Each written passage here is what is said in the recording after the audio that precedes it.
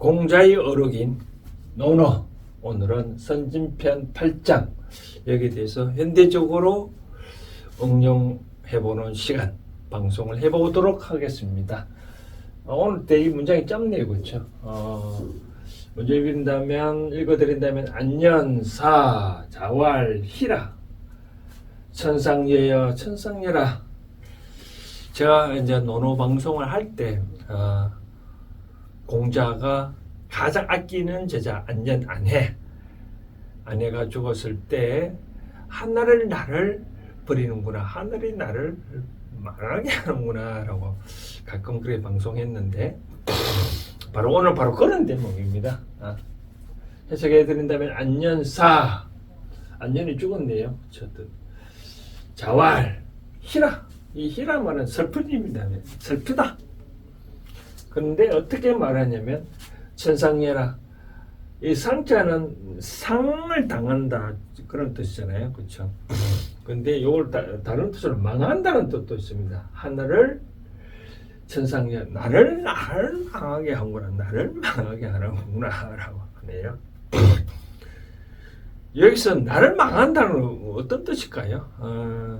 참고로 이것을 알려면 아내는 공자보다 한 30살 정도 아래. 이제 공자가 70대 초반에 돌아가셨으니까 공자가 62살에 안년은 한 30살 정도 된 것 같습니다. 그때 이제 죽었는데 공자가 아내를 참 안겼죠.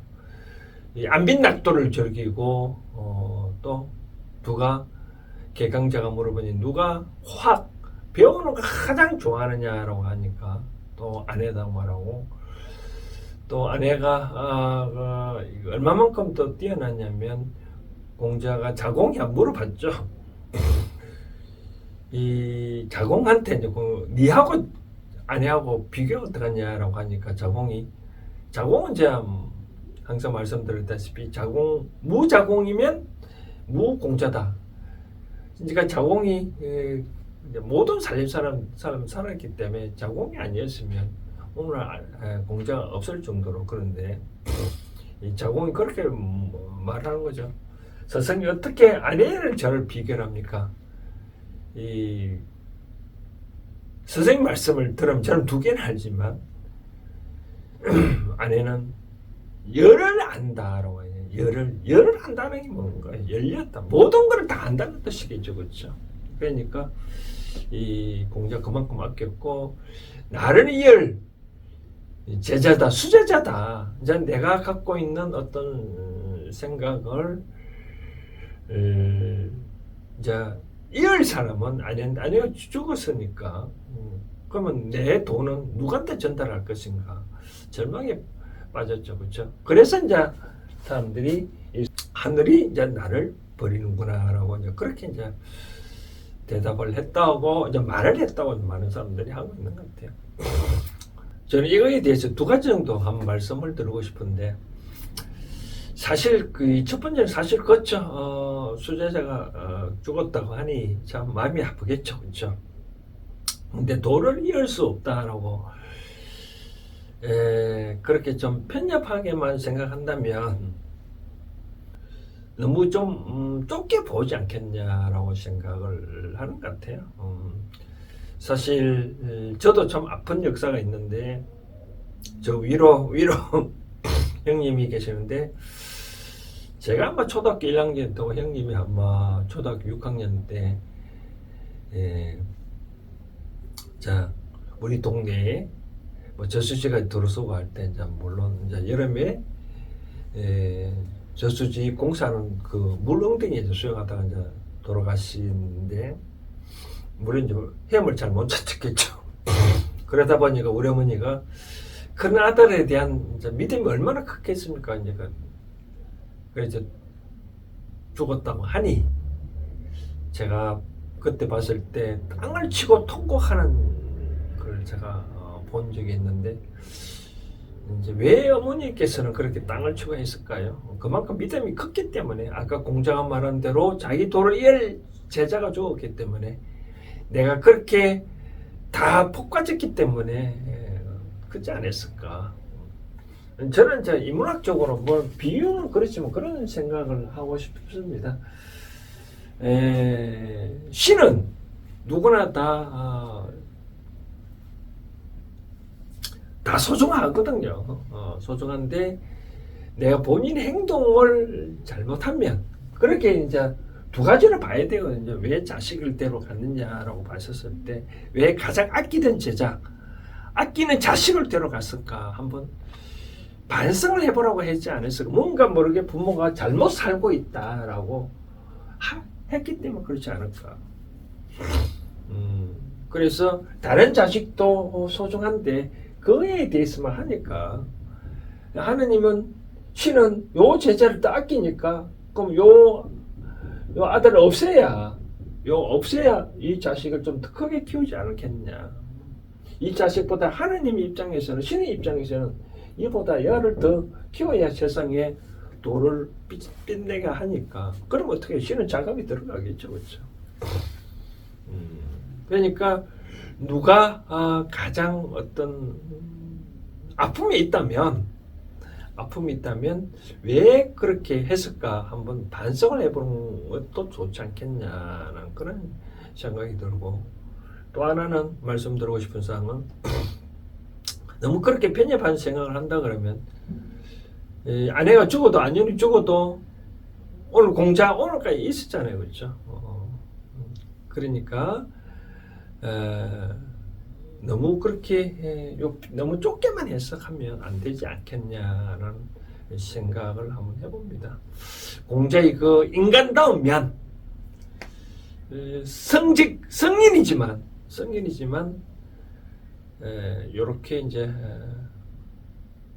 공자도 좀 아픔을 좀 표시하는구나라고 생각하면 좀 좋지 않겠나라는 생각을 한번 해봅니다.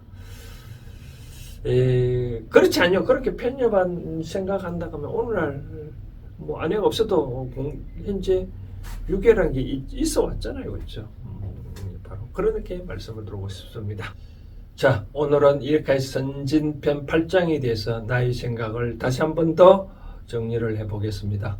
여러분, 우리가 이 장면을 그냥 스승이 제자의 죽음을 슬퍼하는 것만 보면 절반만 이해한 것입니다. 공자는 왜 단순히 슬프다, 아깝다 이렇게 말하지 않았을까요? 왜 하필 하늘이 나를 망하게 했다 이렇게까지 절규했을까요? 안년, 즉 아내는 공자가 가장 아끼던 제자였습니다. 논어 곳곳을 보면 공자는 아내를 특별하게 평가합니다.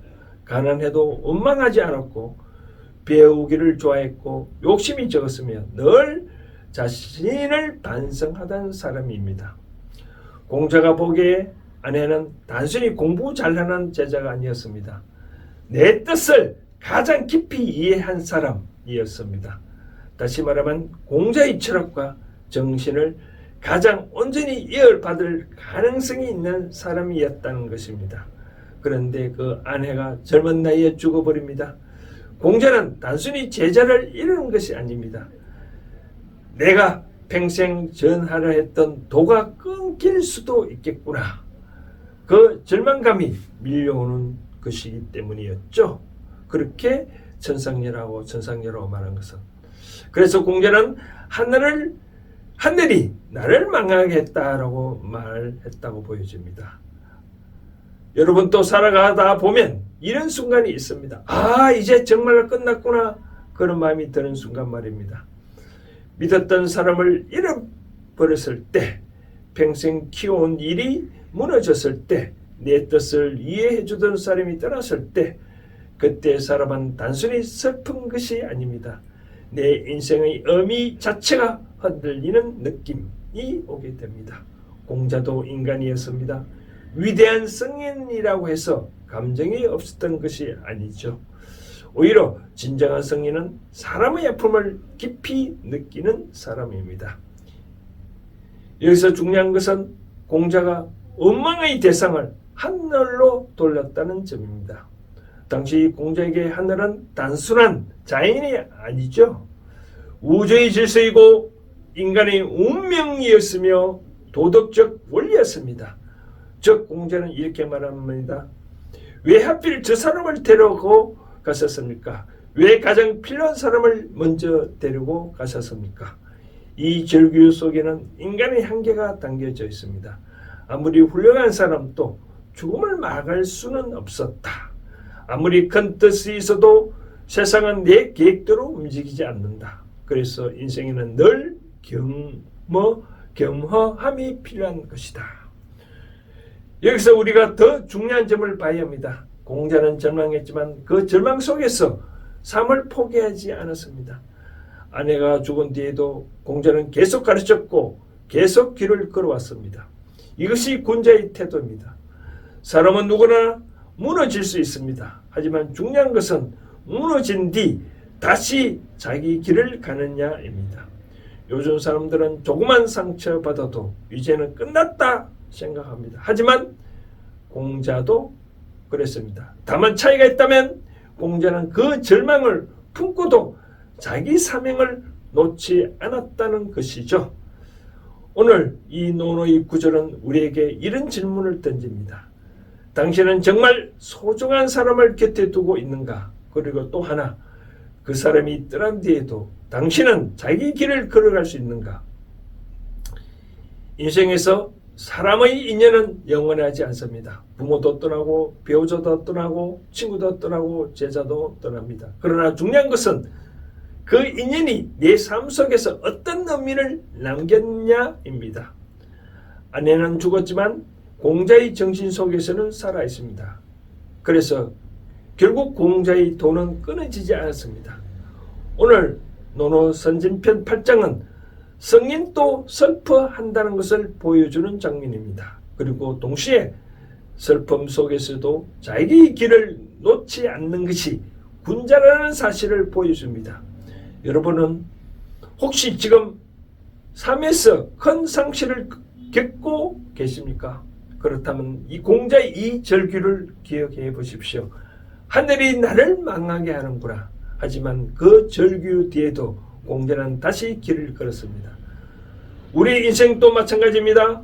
슬픔은 피할 수 없지만 그 슬픔 속에서도 다시 자신의 길을 걷는 것, 어쩌면 그것이 논어가 말하는 진짜 인간의 품격인지도 모르겠습니다.